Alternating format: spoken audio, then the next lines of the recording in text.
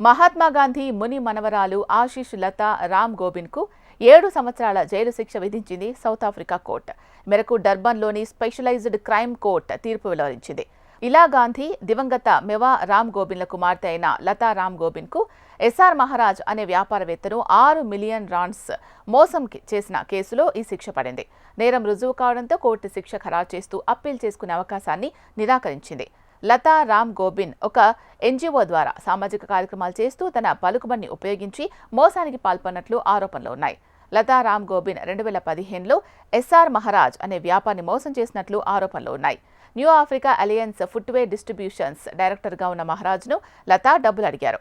దీనికోసం లతా రామ్ గోబిన్ తాను భారత్ నుంచి 3 కంటైనర్ల లైనెన్ దిగుమతి చేసుకుంటున్నారని, వాటిని దక్షిణాఫ్రికాలోని ప్రైవేట్ హెల్త్ కేర్ గ్రూప్ నెట్ కేర్కు పంపుతున్నారని నమ్మబలికారు.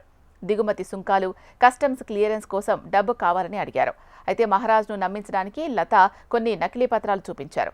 వాటిలో సంతకం చేసిన పర్చేజ్ ఆర్డర్, ఇన్వాయిస్, నెట్కేర్ నుంచి డెలివరీ నోట్ ఉన్నాయి. అంతేకాకుండా నెట్కేర్ తనకు డబ్బులు కూడా చెల్లించినట్లుగా ఒక బ్యాంకు ధృవీకరణ పత్రాన్ని కూడా చూపించారు. వీటికి తోడు లతా రామ్ గోబిన్ ప్రముఖ మానవ హక్కుల కార్యకర్త ఎలా గాంధీ కుమార్తె కావడంతో మహారాజ్ సహాయం చేయడానికి అంగీకరించారు.